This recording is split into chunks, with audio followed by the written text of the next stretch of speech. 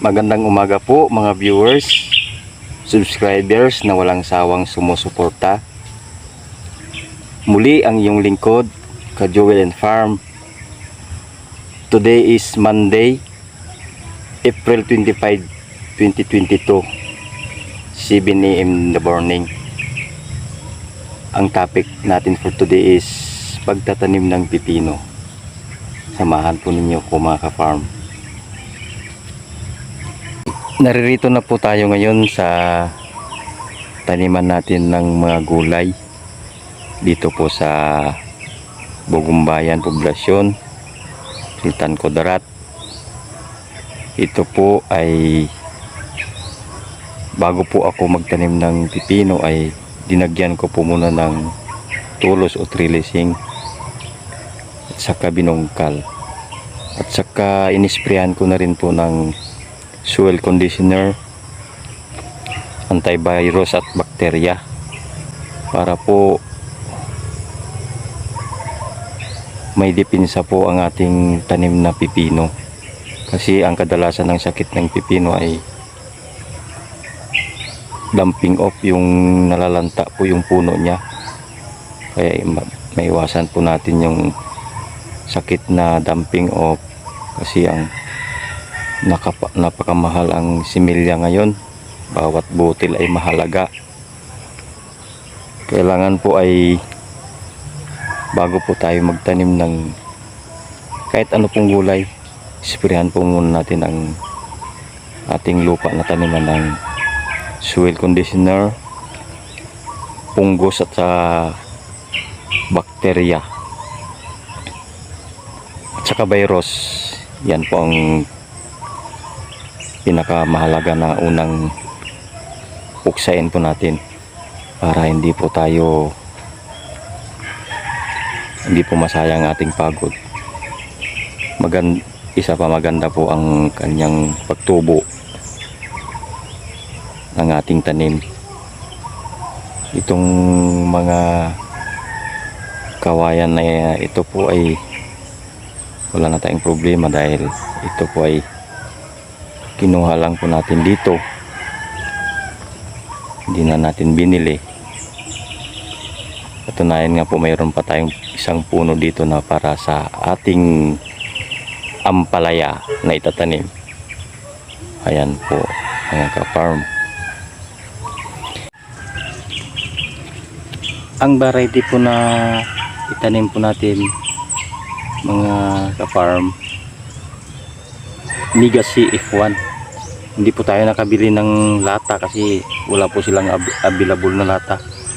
Kaya ito na lang po aming nabili, yung sasi po, Legacy F1.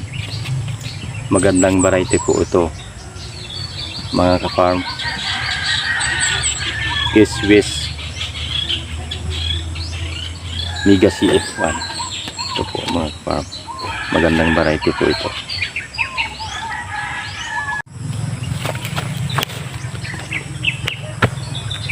Magtanim na po tayo mga ka-farm.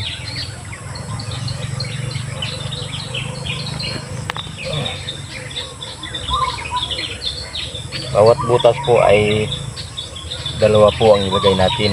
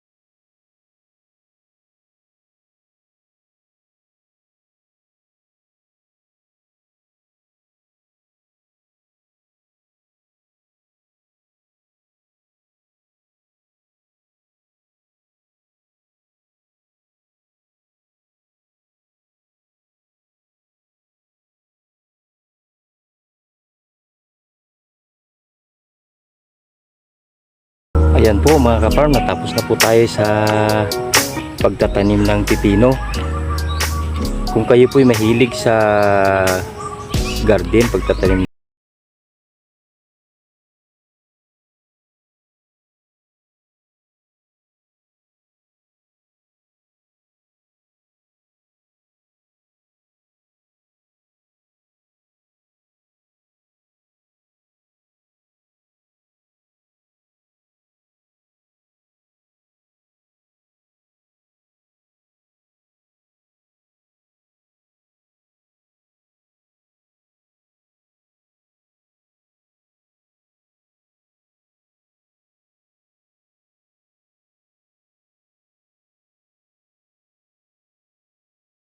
si Mirian de los Santos na mahilig din po sa pagtatanim ng gulay.